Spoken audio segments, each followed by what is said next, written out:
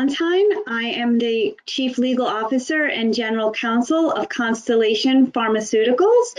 We are a public biotech company in Cambridge, Massachusetts, focusing on epigenetics to cure cancer. I was the general counsel of another biotech before that, and we are in pre-commercial phase, so we don't have any products on the market, but we are in clinical trials with our products. I'm also the immediate past president of the Association of Corporate Counsel Northeast chapter, and it's a pleasure to be here. In addition to that, I will note that I am a mom of two little boys, ages 13 and 11, and so I'll bring my perspective with that background into this conversation.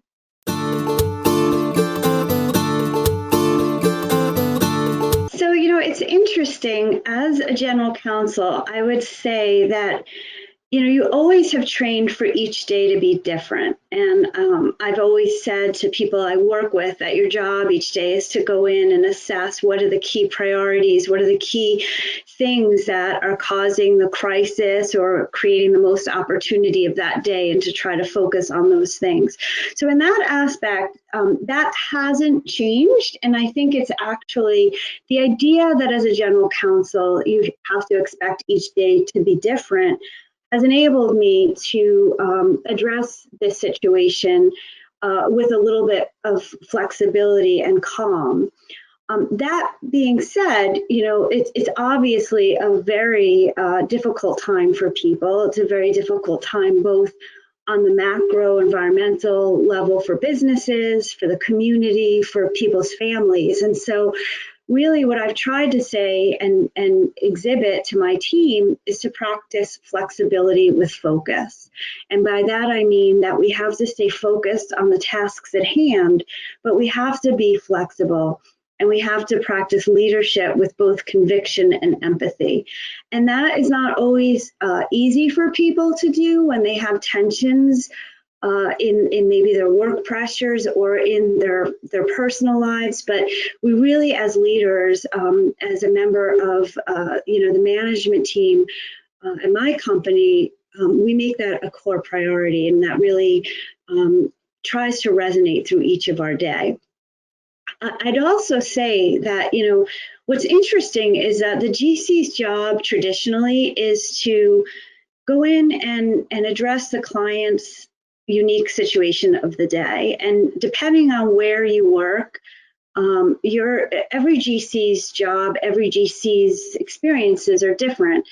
If you're a GC at a large commercial company, if you're a GC at, in a hospital or with a frontline worker right now, or, for a company like mine where we're working on, pre-commercial products to help patients, every day is different for you. And so, if you were to speak to another GC, their story could be very different. And I just want to acknowledge that because, again, the point about being empathetic to understanding that everyone's situations are different. But for me personally, I would say that, the job of the GC has been to go in and take your clients' issues of the day. And, they might seem unique to the people in the company, but chances are another company has experienced something similar in the past. And you may, even as a GC, have experienced it with another client. And so you apply your experiences and you apply the expertise of your colleagues at law firms or in the industry to address your client's problems with the facts of your specific client. And so those skills, I think, are skills that every GC learns to have. What's different here, though, is that we're in a pandemic where no one has experienced this before. There isn't someone you can call and say, well, how did you react to this when it happened to you last time? So, you're experiencing it with others. And the other difference is, again, you're not experiencing it alone. In a normal day, your client is dealing with something, but the next person's client is dealing with someone else, something else. And in this situation, every GC is dealing with the same thing in addition to their day-to-day affairs. And I find that to be, challenging, but also really brings people together. And again, going back to practicing with empathy, I hope that the empathy that I've seen across the industry, as well as the world, can resonate post the pandemic. And I do appreciate that there's a lot going on right now that creates tensions and conflicts and whatnot. But I do think that this pandemic has allowed us to step back and realize that we have to try to get our day-to-day affairs done as leaders with empathy and conviction and flexibility and focus.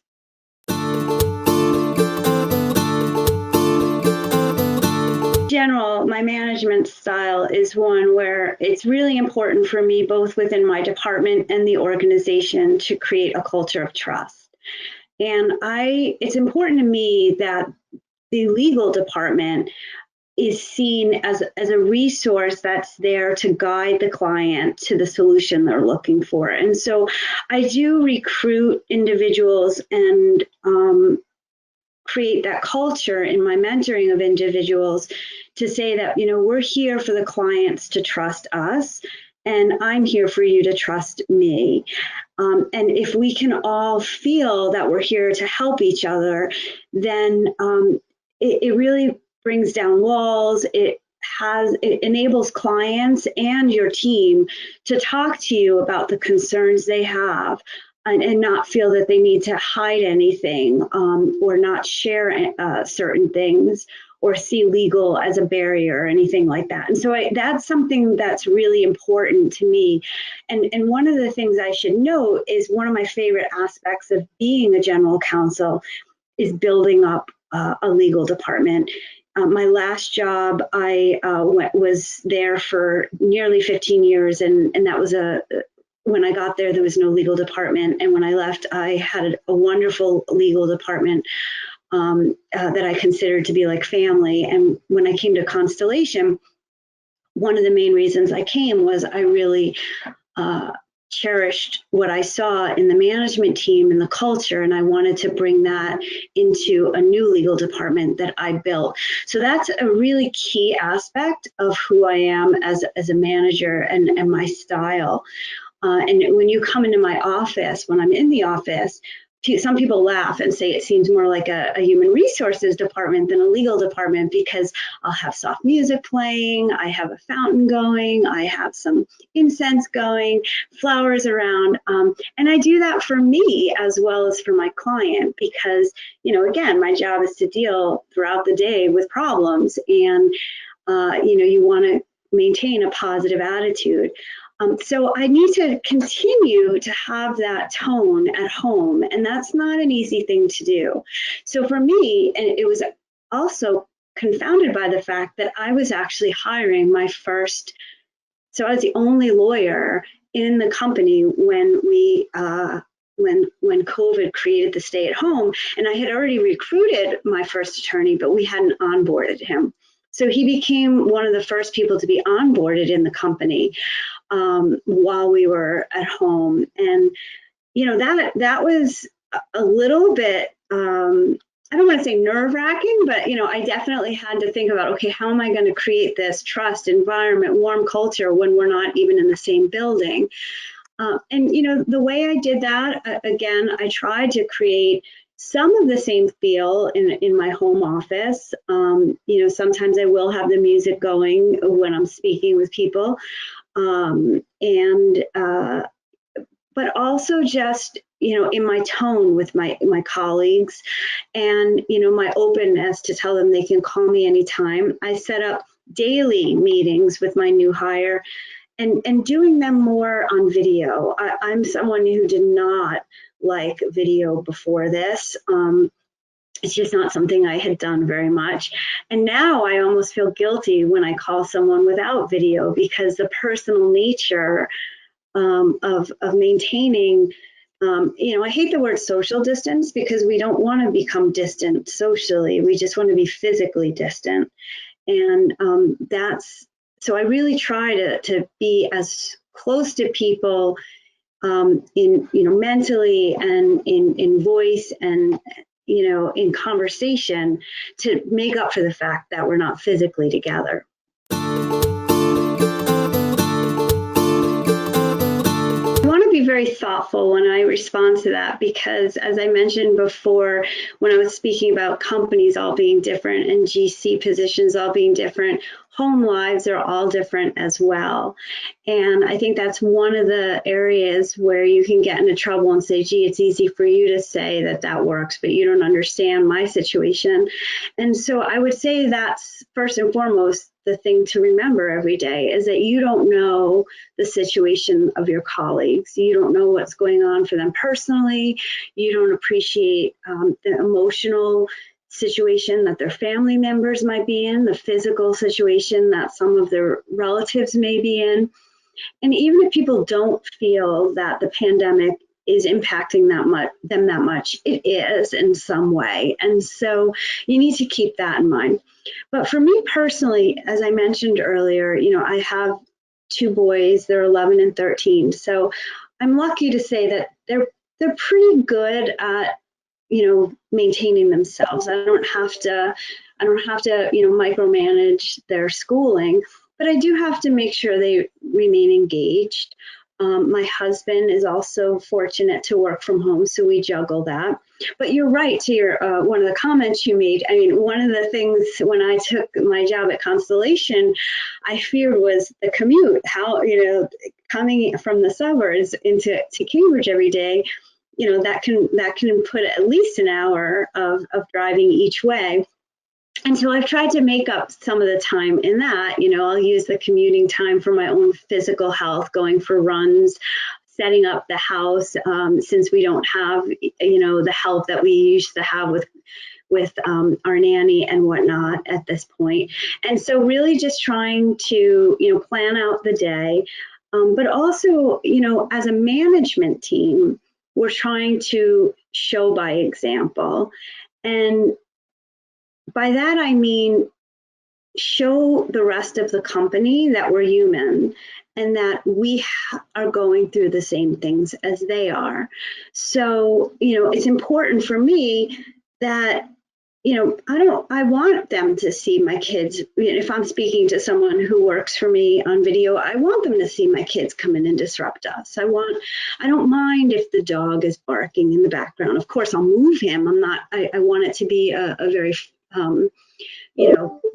an environment that we can be focused, but it's okay for them to see that I'm going through the same things they're going through, because that makes people feel like it's okay if they have to express these things. And also just allowing for flex time. As I mentioned, in a biotech, we were considered an essential business, so we were allowed to stay open. We did close our labs temporarily, because of the fact that we were pre-commercial and we wanted to, it wasn't essential that people be in every day. We wanted their health to come first. But, a lot of them were really keen to get back to work on their lab experiments and whatnot. So we have started to allow the labs to be reopened under the guidelines that the governor's given. But we're doing it flexibly. We're telling people, are you comfortable coming back? Are you able to? What's your childcare situation? Allowing people to do it in shifts. We're also considering allowing people to come in on the weekends. And so, just acknowledging that treating everyone like adults, assuming everyone does want to get their job done, but how they get it done, each person may be different, and letting people see that we're all in this together, and that, openness and trust again. If people feel that in the culture of their organization, hopefully that'll help them get through it.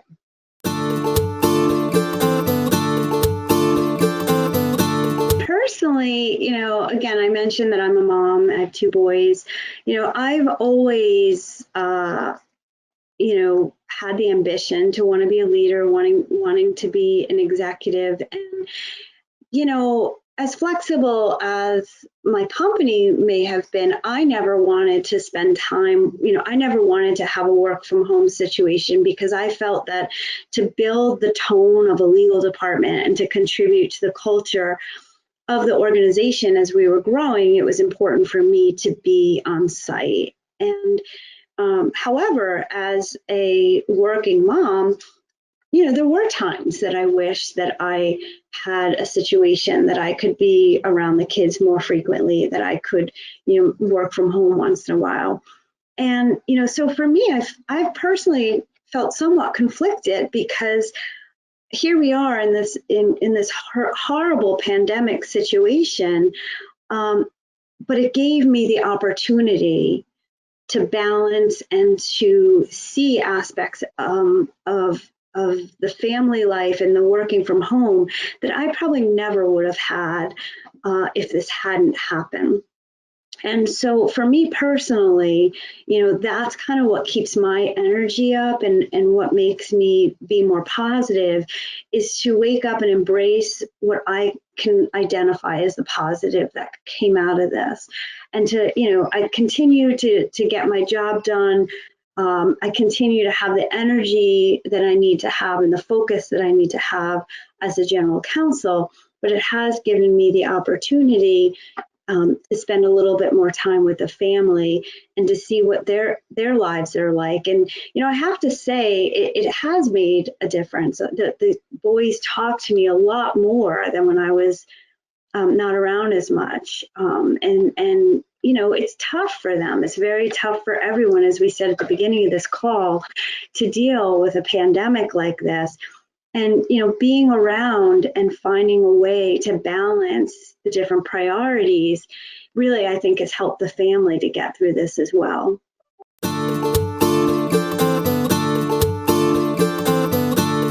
One of the things that I feel like, no matter what I'm talking about and to who I'm talking about it to, I always just say, at the end of the day, you have to find a way to be happy.